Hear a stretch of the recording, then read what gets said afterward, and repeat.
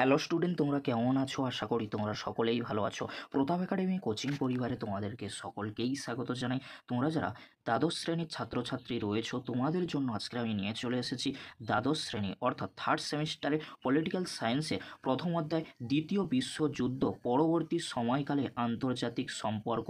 এটি কিন্তু পার্ট 2 এর ভিডিও। পরবর্তী পার্টের ভিডিওগুলি পেতে কিংবা পার্ট 1 এর ভিডিও দেখতে অবশ্যই তোমরা চ্যানেলটি সাবস্ক্রাইব করে রাখো। পার্ট 1 এর ভিডিও এই ভিডিও ডেসক্রিপশন বক্সে আমি লিঙ্ক দিয়ে দেবো, খুব সহজেই তোমরা সেই লিঙ্কে ক্লিক করে ভিডিওটি দেখে নিতে পারবে।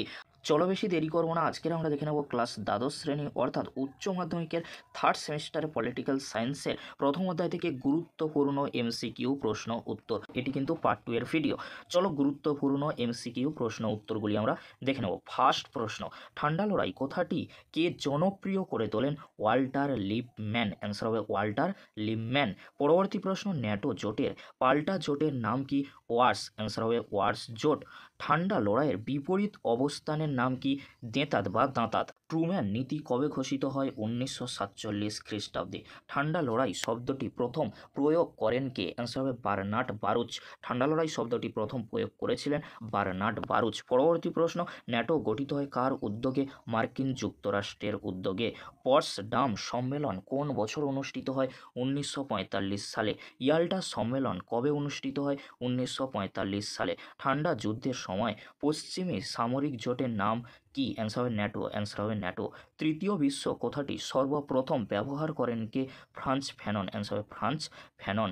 বার্লিন প্রাচীর কবে ভেঙে ফেলা হয়? 1989 খ্রিস্টাব্দে বার্লিন প্রাচীর ভেঙে ফেলা হয়েছিল।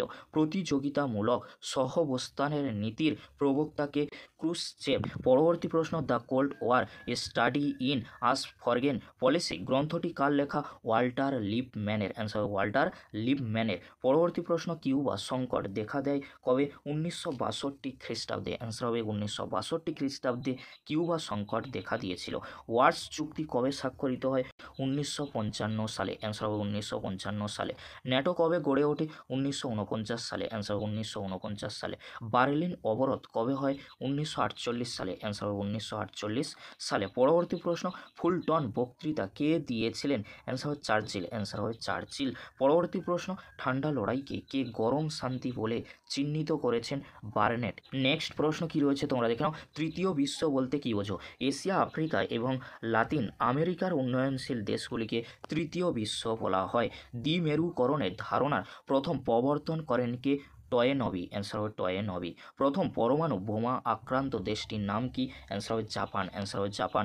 কমেনকন ও কমিনকম গঠন করেছিল কোন দেশ? অ্যান্সার হবে সোভিয়েত ইউনিয়ন। কমেনকন বা কমিনকন গঠন করেছিল। নেক্সট প্রশ্ন কি রয়েছে তোমরা দেখে নাও। ঠান্ডা লড়াইয়ের অবসান কবে হয়? 1991 সালে। প্রক্সি যুদ্ধ কৌশলটি ব্যবহৃত হয়েছিল কোন যুদ্ধে? ঠান্ডা লড়াইয়ের যুদ্ধে। ঠান্ডা লড়াইয়ের সঙ্গে সম্পর্কিত প্রধান দেশগুলির নাম কি? মার্কিন যুক্তরাষ্ট্র ও সোভিয়েত ইউনিয়ন। পঞ্চশীল চুক্তি স্বাক্ষরিত হয় কোন সালে? 1954 সালে ভারত ও চীনের মধ্যে। অ্যান্সার হবে 1954 সালে ভারত ও চীনের মধ্যে। সুকর্ণ ও নক্রুমা কে ছিলেন? ইন্দোনেশিয়ার রাষ্ট্রপতি ছিলেন সুকর্ণ। ঘানার প্রধানমন্ত্রী ছিলেন নক্রুমা। ইন্দোনেশিয়ার রাষ্ট্রপতি ছিলেন সুকর্ণ, ঘানার প্রধানমন্ত্রী ছিলেন নক্রুমা। বেলগ্রেড সম্মেলন কবে অনুষ্ঠিত হয়? 1961 খ্রিস্টাব্দে বেলগ্রেড সম্মেলন অনুষ্ঠিত হয়। নেক্সট প্রশ্ন কি রয়েছে তোমরা দেখে নাও। জোট নিরপেক্ষ মতাদর্শ কোন ভারতীয় রাষ্ট্রনেতার মস্তিষ্ক প্রসূত? জওহরলাল নেহেরু। নেক্সট প্রশ্ন কি রয়েছে তোমরা দেখে নাও। কমিন ফর্ম গঠিত হয় কবে? 1949 সালে। মিস্টার এক্স নামে কে পরিচিত? George কেন্নান। Answer George কেন্নান। Salt one স্বাক্ষরিত হয়েছিল কবে?